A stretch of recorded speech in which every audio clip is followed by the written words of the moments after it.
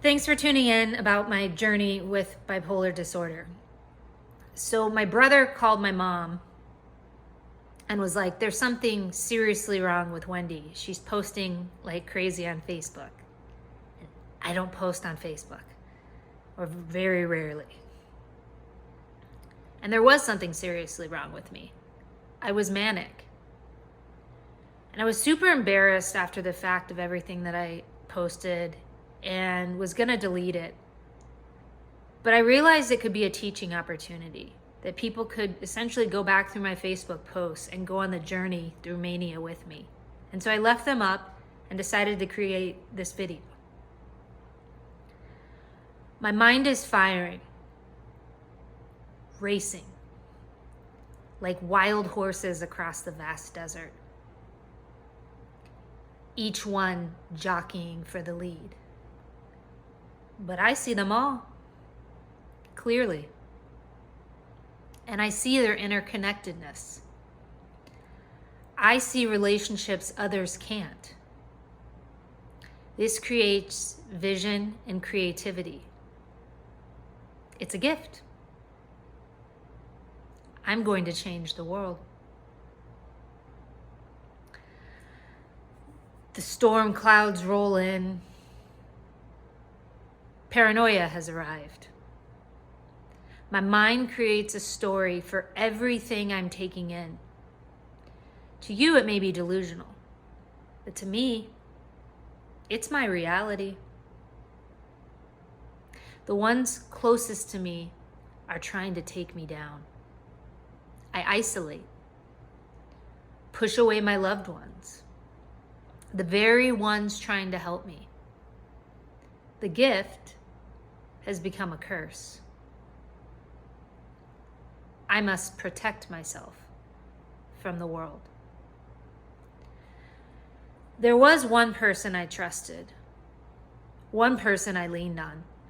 She could have convinced me to seek care, but she didn't know what to do. She was scared, so she ghosted me and ripped the last hope for survival from my soul. I can no longer live in this world. Bipolar represents fluctuations between extreme highs, mania, and extreme lows, depression. And I posted previously on the depressive side of the disorder, and I encourage you to go back and watch that on my Facebook if you haven't. But today we're going to focus on the other side, mania. The symptoms of mania are inflated sense of self or grandiosity, decreased need for sleep, increased talkativeness, racing thoughts, easily distracted, increase in goal-directed activity. And this is the challenging one, engaging in activities that hold the potential for painful consequences. So unrestrained buying sprees or promiscuity are examples of that. And most people don't realize that you can also have psychotic features with the depressive and the manic state. So this includes things like paranoia, hallucinations, delusions. And I unfortunately had psychotic symptoms with both my depressive and manic state. It's a miracle I survived. It's a miracle I'm alive. God had his arms wrapped around me, keeping me safe on my journey through psychosis.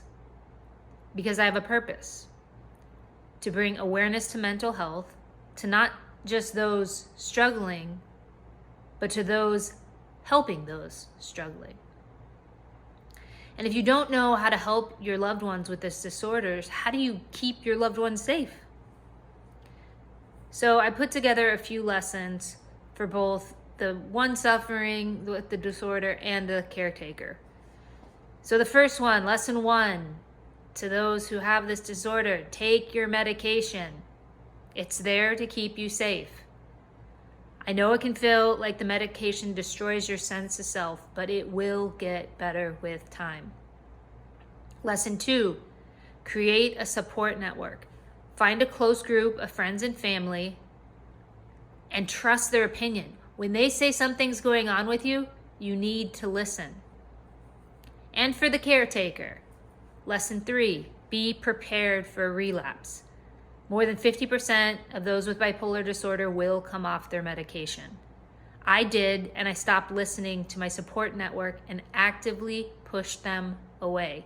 For me, they became the enemy. And that goes to our next lesson. Look up the local laws. You may need to take drastic measures to keep your loved one safe and to get them the care that they need. My mom and brother had to petition me and get me court-ordered treatment. And my friend family worked hand in hand with my mom to help her look up the local laws. They had a coordinated effort to keep me alive. At the time, I felt like they betrayed me. But in reality, they saved me.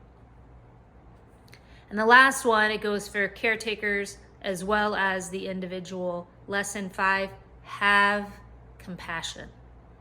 You didn't choose to have bipolar disorder, and you are often acting as a different person when you're having an episode.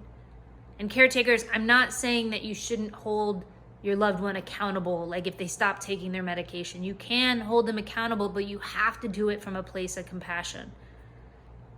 I did many things during my manic state that I would never done in my right mind. And dealing with the shame afterward is very, very difficult. And it can only be overcome with compassion. So let's review the lessons. Lesson 1, take your medication. Lesson 2, create a support network. Lesson 3, be prepared for relapse. Lesson 4, look up the local laws.